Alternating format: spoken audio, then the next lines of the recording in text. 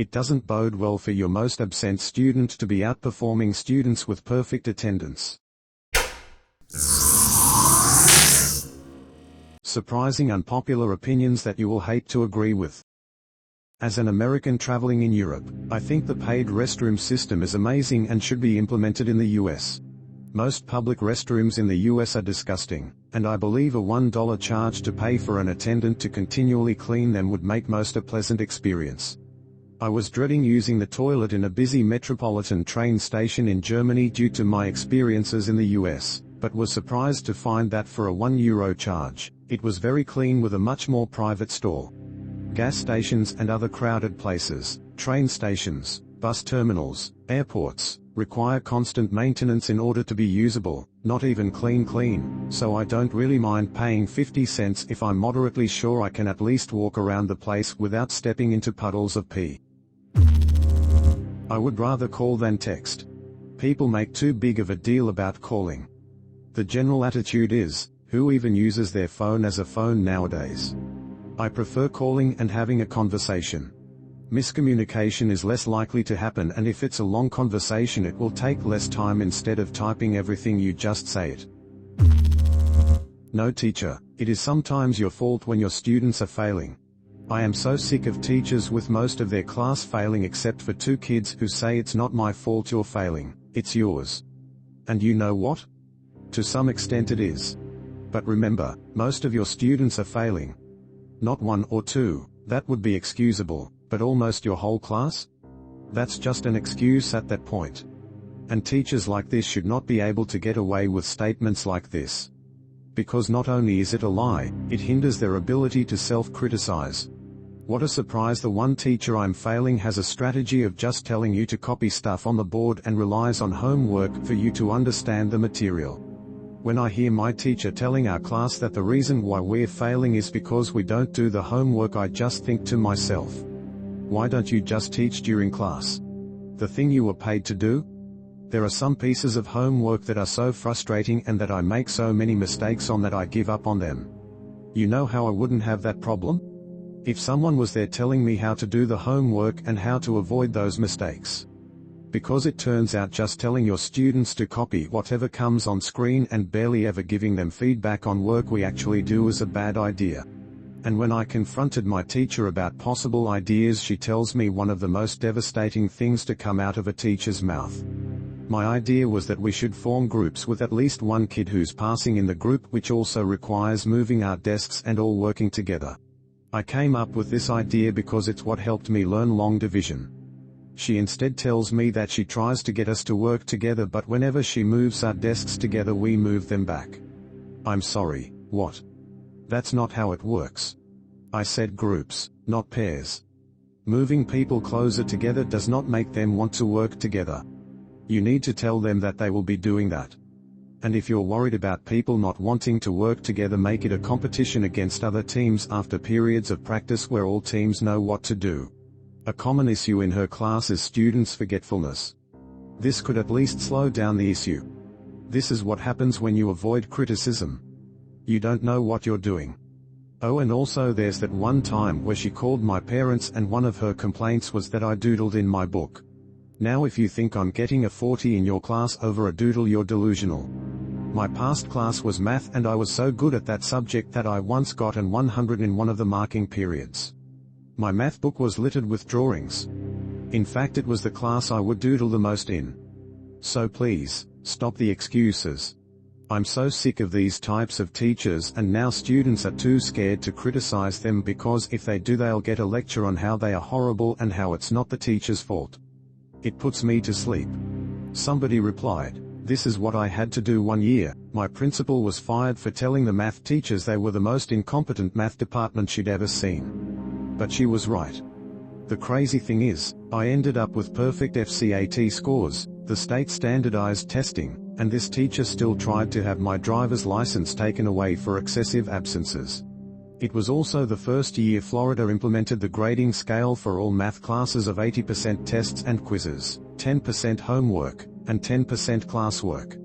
So she still had to give me straight A's even though I'd skip at least 2 classes per week. My uncle was a school board attorney, and when she tried to have my driver's license taken away, we had a conference call with her and two administrators. He basically said, "It doesn't bode well for your most absent student to be outperforming students with perfect attendance." My point is, you're going to have shitty teachers. Don't take their shit, but be prepared to have to teach yourself if they are unwilling to do so. And don't let shitty teachers get you down or hurt your education. Normal is not an offensive term. It means typical, expected, or standard. But these days, there seems to be a majority who find it offensive to refer to an average size as normal. Normal body size, normal cognitive skills, normal mental health, etc., all seem to be triggers these days. For example, referring to an average size as normal does not infer any negativity towards people of an abnormal size. It should not be treated as a bigoted term, and people shouldn't have to tiptoe around reality because you're insecure about your difference. If body positivity was genuine, then it would not be offensive to say normal or fat or skinny, etc., to describe bodies. Having to use terms like neurotypical to describe the average, expected, standard or normal person seems like overcompensation. Normal does not invalidate a person with autism or ADHD, and isn't inherently insulting. Someone could weaponize the word normal just as easily as they could weaponize neurotypical. Somebody replied, "I agree with this, but would amend it to include the word casual as well." So many people think that because a game, hike, entertainment, viewpoint, etc. is for casuals that it's automatically bad. It's not bad, just for people that aren't as hardcore or intensive about the topic. Most body positive influencers just want an excuse to show themselves off to the internet. Let's be honest, we live in a very narcissistic society where people get rewarded in various ways for showing skin. I feel many influencers who promote body positivity mainly do it to profit from that, while hiding behind these morally good intentions. A bit like companies nowadays try to increase their profits by promoting green initiatives, etc. People on Reddit need to stop recommending therapy to others because it's not actually all that accessible or even a viable option for many. Pretty self-explanatory, to be honest.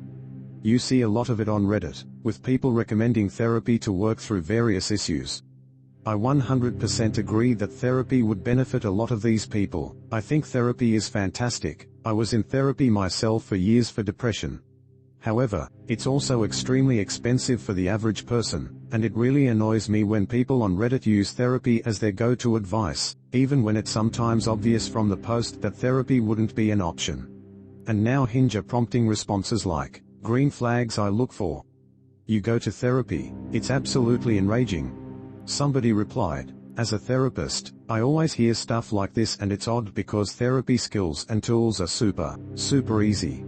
There are interventions for everything. Someone could just buy a CBT clinical workbook and get a lot done.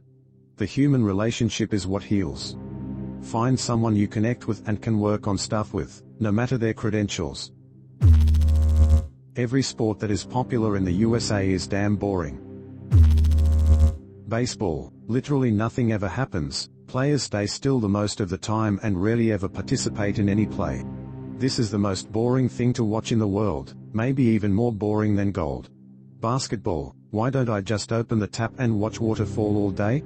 American football, 3 to 4 hours a game and only 11 minutes of it are actually effective play time. Hockey, football but on ice, but they sometimes fight. It is okay for grown men to play with toys and have an imagination. It is quite embarrassing to admit as a 29-year-old that I often play with toys in my free time.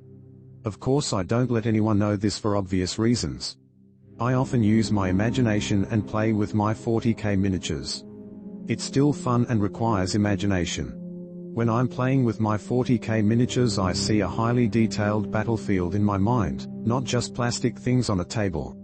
I also play with my die-cast model tanks and aircraft.